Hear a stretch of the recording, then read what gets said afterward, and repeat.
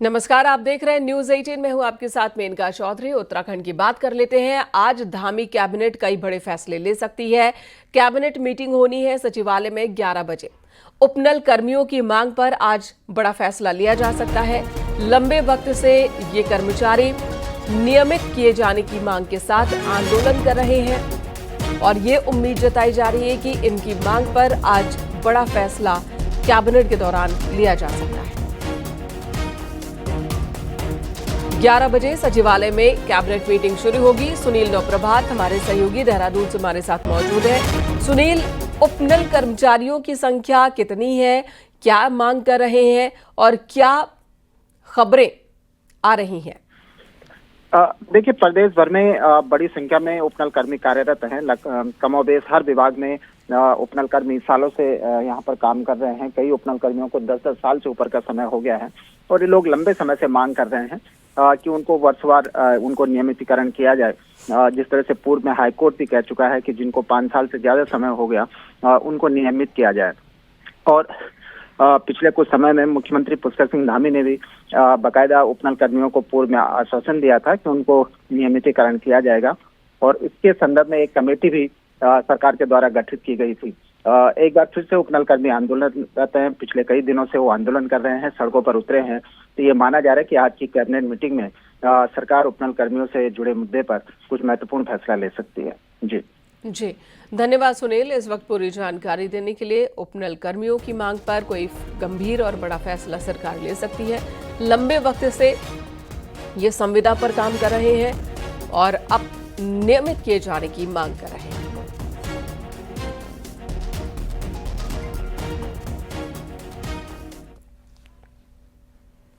देहरादून में ही आज all India forest sports meet का आयोजन किया जा रहा है, जिसका उद्घाटन सीएम धामी करेंगे। आज शाम 5 बजे उद्घाटन होगा। इस स्पोर्ट्स मीट में देश भर से 2000 से ज्यादा खिलाड़ी हिस्सा ले रहे हैं और ये all India forest sports meet 16 नवंबर तक चलेगी।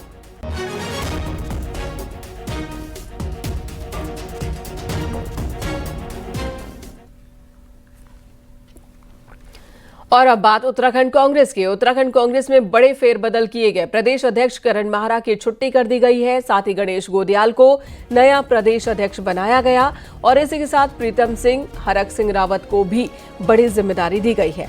प्रीतम सिंह को कैंपेन कमेटी का चेयरमैन बनाया गया है, जबकि हरक सिंह रावत को चुनाव प्रबंधन समिति का चेयरमैन बनाया गया। इसी के साथ सभी जिलों के जिलाध्यक्ष भी बदले गए हैं। वहीं मनोज यादव को उत्तराखंड का प्रभारी बनाया गया है। आपको बता दें, गणेश गोदियाल ने गढ़वाल से लोकसभा का चुनाव लड़ा था, जिसमें वो बीजेपी प्रत्याशी अनिल बलूनी से हार गए थे। वहीं कांग्रेस को लोकसभा में 5 सीट पर हार मिली थी।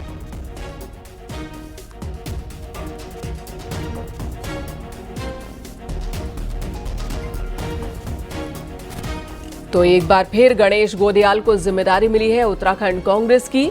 इससे पहले भी वो उत्तराखंड कांग्रेस की जिम्मेदारी संभाल चुके हैं। अध्यक्ष के तौर पर वो काम कर चुके हैं प्रदेश में और एक बार फिर उन्हें ये जिम्मेदारी दी गई है। करण सिंह माहरा की छुट्टी कर दी गई है। बीते लंबे वक्त से करण सिंह माहरा की ही जिम्मेदारी थी उत्तराखंड कांग्रेस की, लेकिन फिलहाल उनकी छुट्टी कर दी गई है। अनुपम त्रिवेदी एडिटर देहरादून से हमारे साथ जुड़ चुके हैं। अनुपम जी, बड़ा सवाल तो यही है कि करण माहरा की छुट्टी क्यों हुई और गणेश गोदियाल पर ही एक बार फिर भरोसा जताया है कांग्रेस ने।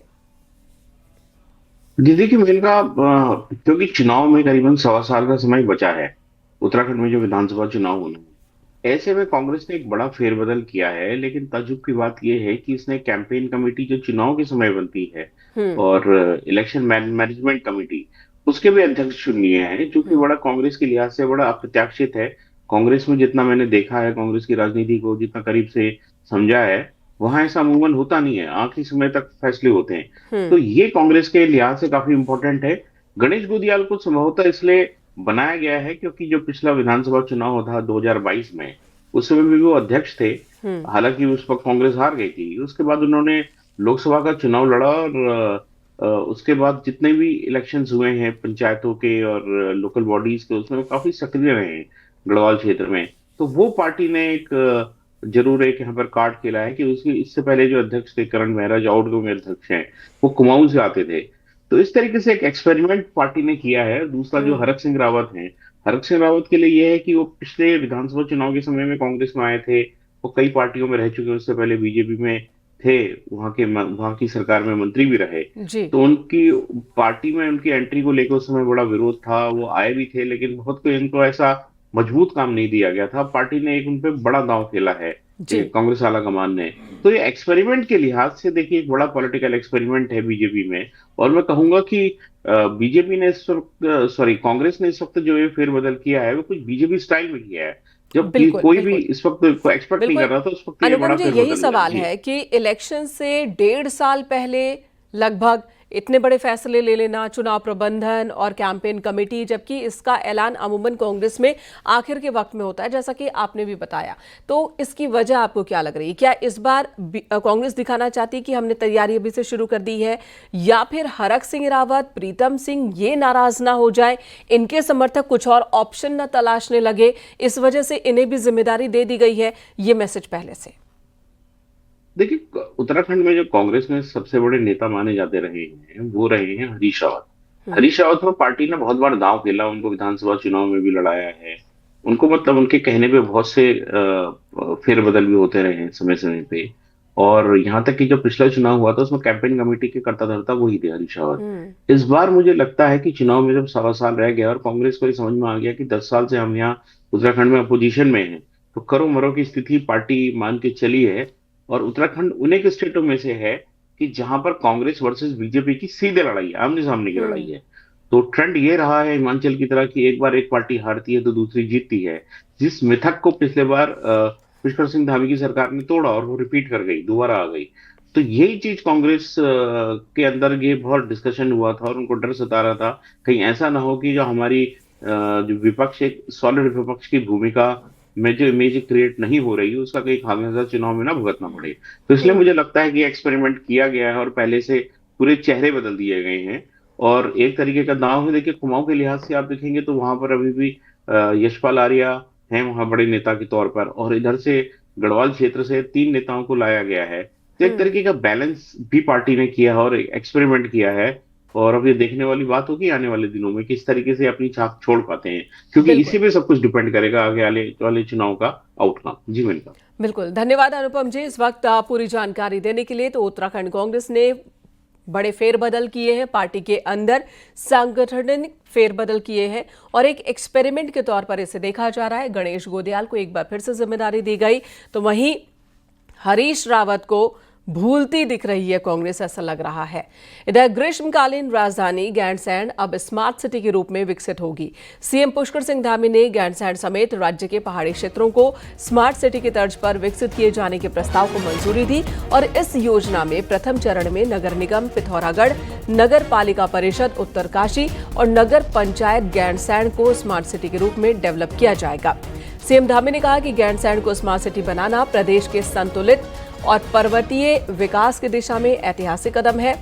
गैंडसैंड को आधुनिक शहरी सुविधाओं, स्वच्छ परिवेश, डिजिटल ढांचे और बेहतर यातायात प्रबंधन से जोड़ा जाएगा।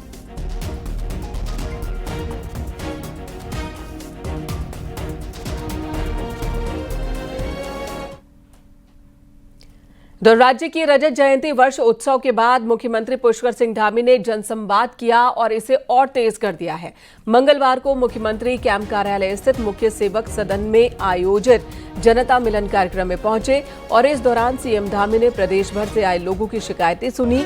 मुख्यमंत्री ने अधिकारियों को निर्देश दिए कि जन शिकायतों पर फौरन ही कार्रवाई की जाए और नियमित फीडबैक की व्यवस्था भी की जाए। सीएम धामी ने कहा कि रजत जयंती वर्ष जन भागीदारी और संवाद का अवसर है और जनता से मिले सुझावों को नीति निर्माण में शामिल किया जाएगा।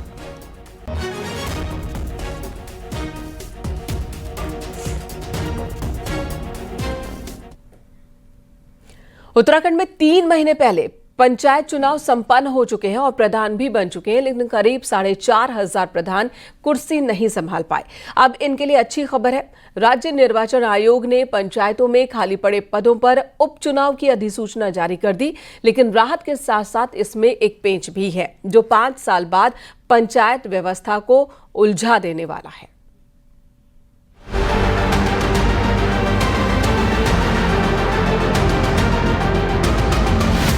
राज्य में 14 अगस्त को हुए पंचायत चुनावों के बाद भी 33,000 से ज्यादा सदस्य पद खाली रह गए थे, क्योंकि कई जगह कोई उम्मीदवार ही सामने नहीं आया। नतीजा ये कि 4,500 ग्राम प्रधान शपथ नहीं ले पाए, क्योंकि पंचायत में कोरम पूरा नहीं हुआ था। अब आयोग ने खाली पड़ी सीटों पर उपचुनाव की तारीखें तय की हैं। 13 और 14 नवंबर को नामांकन होगा, जबकि 15 को नामांकन पत्रों की जांच होगी। 16 को नाम वापसी और चुनाव चिन्ह का आवंटन होगा। 20 नवंबर को पंचायत उपचुनाव का मतदान होगा। 22 नवंबर को चुनाव के नतीजे घोषित कर दिए जाएंगे। जो सदस्य ग्राम पंचायत है, प्रधान ग्राम पंचायत है और सदस्य क्षेत्रीय समिति है विकास खंड की, ये 3 पदों के नामांकन ब्लॉक स्तर पर जमा होंगे और जिला पंचायत सदस्य के नामांकन जनपद मुख्यालय पर जमा किए जाएंगे। जिला पंचायत का एक ही पद रिक्त है जो जनपद रुद्रप्रयाग में है। अब टेक्निकल समस्या ये है कि यही देरी भविष्य में दिक्कत बन सकती है। जो प्रधान पहले शपथ ले चुके हैं उनका कार्यकाल 28 अगस्त से शुरू हुआ, जबकि बाकी प्रधानों का कार्यकाल अब उपचुनाव नतीजों के बाद शुरू होगा।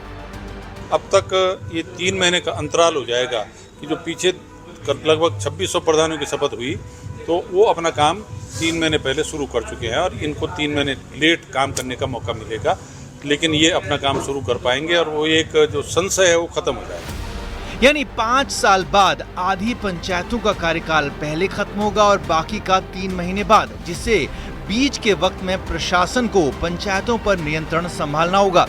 फिलहाल निर्वाचन के बाद उम्मीद है कि पंचायतें फिर से सुचारू तौर पर काम करने लगेंगी। देहरादून से न्यूज़ 18 के लिए सुनील नवप्रभात की रिपोर्ट।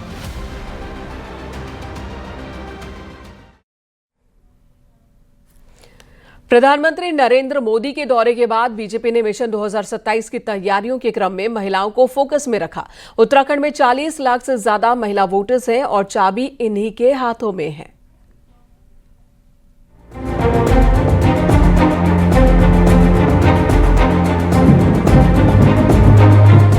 उत्तराखंड में बीते विधानसभा चुनाव और लोकसभा चुनाव का ट्रेंड देखें तो पता चलता है कि बीजेपी के पक्ष में महिला मतदाता आगे रही है। प्रधानमंत्री नरेंद्र मोदी ने 9 नवंबर को अपने दिए भाषण के केंद्र में भी महिलाओं को रखा था। पार्टी की मंशा है उनके कैंपेन में महिलाएं केंद्र में रहे। ऐसी स्कीम्स के साथ महिलाओं को जोड़ा जाए जिसके तहत उनकी कहानी और सफलता बड़े फलक पर उभरे और इसके बहाने पार्टी के लिए भी माहौल भी बने।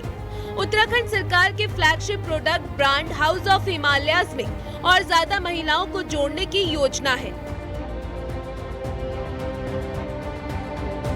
मोदी जी का जो भाषण थे उनके मूल विषयों को लेकर अपने अपने कार्यक्रम रचना तैयार की है, जहां महिलाओं ही उत्तराखंड राज्य के विकास में मार्गदर्शक के रूप में रही हैं।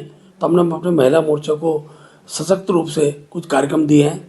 खासतौर पर आत्मनिर्भर भारत की दृष्टि के जो कार्यक्रम है, महिला मोर्चा हमारे 19 के 19 जनपदों के अंदर बहनों के बीच में जाकर घरेलू उपयोग की वस्तुएं स्वदेशी अपनाएं। घर घर मोदी जी, हम जब इलेक्शन में जाते हैं, आगे तैयारी करते हैं, तो उनके मुंह पे सिर्फ एक ही बात होती है, मोदी जी को वोट देना है, मोदी जी को वोट देना है। तो इस तरह से मोदी जी की एक बहुत बड़ी फैन फॉलोइंग है महिलाओं में। और अभी जैसे हम लोगों के महिला मोर्चा की महिला सम्मेलन भी हो रहे हैं, पूरे 9 संगठन जो हमारे जिले हैं उसमें हो रहे हैं, कुछ में हो चुके हैं। त्रिस्तरीय पंचायत चुनाव और लोकल बॉडीज के चुनाव में भी बीजेपी ने कुछ प्रमुख महिला चेहरों को आगे बढ़ाया था। पुष्कर धामी सरकार में भी एक महिला मंत्री है और महिला ही विधानसभा की स्पीकर है। महिला वोटर्स तक पहुंचने के लिए पार्टी सभी फ्रंट पर महिलाओं की भूमिका को हाईलाइट करना चाहती है। Bharti Saklani, news 18, Dehradun.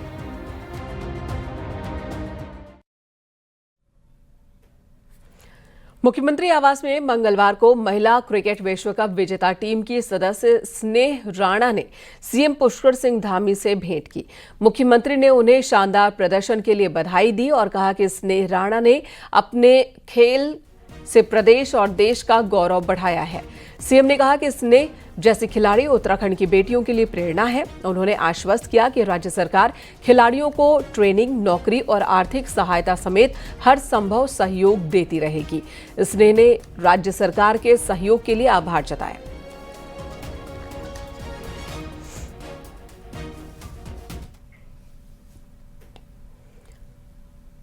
Mount Everest फतह करने वाले 16 साल के सचिन कुमार ने देहरादून में सीएम पुष्कर सिंह धामी से भेंट की। मुख्यमंत्री ने उन्हें इस साहसिक उपलब्धि पर बधाई दी और कहा कि सचिन उत्तराखंड की नई पीढ़ी के लिए प्रेरणा स्रोत हैं। मुख्यमंत्री ने कहा कि इतनी कम उम्र में एवरेस्ट फतह करना साहस और दृढ़ संकल्प का उदाहरण है। सचिन ने मुख्यमंत्री का आभार जताया और कहा कि वे आगे भी देश और प्रदेश का नाम रोशन करते रहेंगे।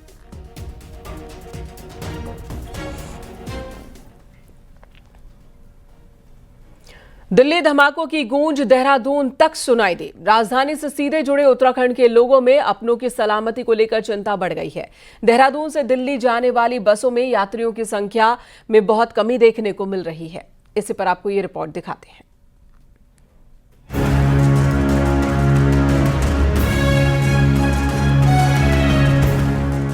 उत्तराखंड और दिल्ली का रिश्ता बेहद गहरा है, खासकर देहरादून का। यहाँ से बड़ी संख्या में लोग पढ़ाई और नौकरी के लिए दिल्ली जाते हैं। सोमवार शाम जैसे ही दिल्ली धमाके की खबर आई, देहरादून में उन परिवारों की चिंता बढ़ गई जिनके अपने दिल्ली में रहते हैं। देहरादून की रहने वाली निरुपमा बिष्ट बताती हैं कि उनका बेटा और बहू दिल्ली में नौकरी करते हैं।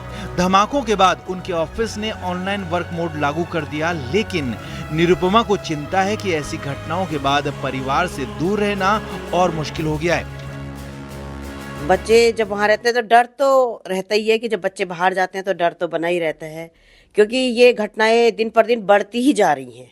ये घटनाएं कम होने का नाम तो ले नहीं रही हैं, तो इसमें माँ बाप की चिंता बनी रहनी तो स्वाभाविक सी बात है। मन में बड़ा डर सा हुआ, क्योंकि मेरा बेटा भी बाहर ही है, नोएडा में पढ़ रहा है वो, और दिल्ली में भी हमारे रिश्तेदार हैं, तो उनको लेकर एकदम से चिंता सी भी हुई। और हमने फ़ोन करे, संपर्क करा उनसे कि सब ठीक है, उस तरफ तो कुछ ऐसा नहीं है। दिल्ली जाने वाले यात्रियों की संख्या में भी मंगलवार को भारी कमी देखी गई। देहरादून आईएसबीटी से दिल्ली के लिए चलने वाली 4 वोल्वो बसें यात्रियों की कमी के चलते रद्द करनी पड़ी।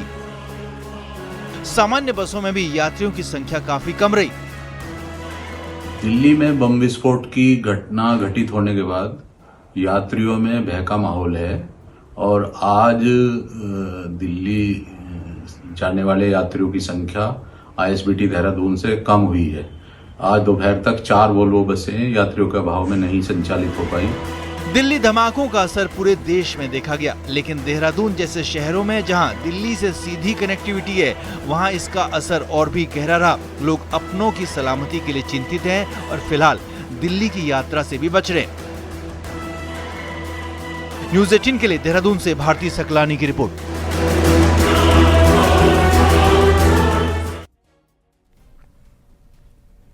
और अगली खबर किच्छा से, यहां एक युवक को अर्धनग्न कर पिटाई की गई, जिसका वीडियो सोशल मीडिया पर वायरल हो रहा है, जिसकी जांच उधम सिंह नगर पुलिस कर रही है। दावे किए जा रहे हैं कि वीडियो उधम सिंह नगर जिले की किच्छा कोतवाली क्षेत्र का है। वीडियो में एक युवक को कुछ लोगों ने बांध रखा है और उसकी पिटाई कर रहे हैं। वीडियो कब का है और इसे लेकर न्यूज़ 18 दावे नहीं करता। तो इस चीज को वेरीफाई कर रहे हैं कि ये घटनास्थल क्या वास्तव में किच्छा लालपुर का है और ये घटना कैसे हुई, इसको पता लगाया जा रहा है। तो अगर घटना वास्तव में ऐसी हुई है और हमारे क्षेत्र में हुई है, तो संबंधित जो जिसने ऐसा काम किया है उसके खिलाफ कार्रवाई करी जाएगी।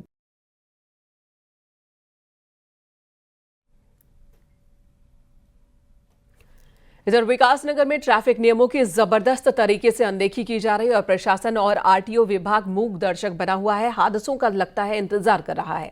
पहले आपको सहसपुर की तस्वीर दिखाते हैं, जिसमें देखने से लग रहा है कि उल्टा डंपर तेजी से पीछे की ओर दौड़ रहा है, लेकिन ये डंपर खराब है और इसे क्रेन की मदद से ले जाया जा रहा है।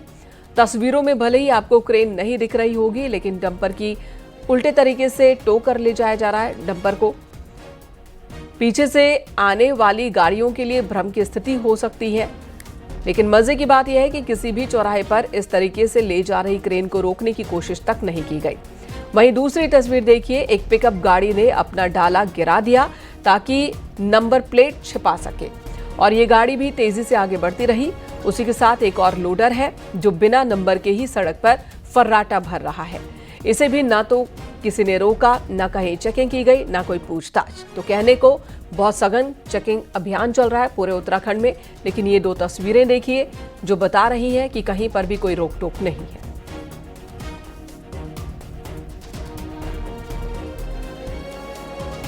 इसका एक तो औचक निरीक्षण भी किया जाएगा आरटीओ के साथ और उनको निर्देशित भी किया जाएगा कि जो इस तरीके के जो परिवहन नियमों का उल्लंघन करते हुए या ओवरलोड वगैरह गाड़ियां चल रही हैं उन पे कड़ी कार्रवाई करें और उन पे आगे भी लगातार औचक निरीक्षण करते हैं। एक्सीडेंट का कारण इस प्रकार के वाहन बनते हैं, तो हम लगातार हमारी कार्रवाई, आप अगर हमसे डेटा लेना चाहेंगे तो हम आपको डेटा उपलब्ध करा देंगे कि जब भी हम चेकिंग करते हैं तो चेकिंग के दौरान अगर इस प्रकार के वाहन मिलेंगे तो उनके ऊपर कार्रवाई होती है।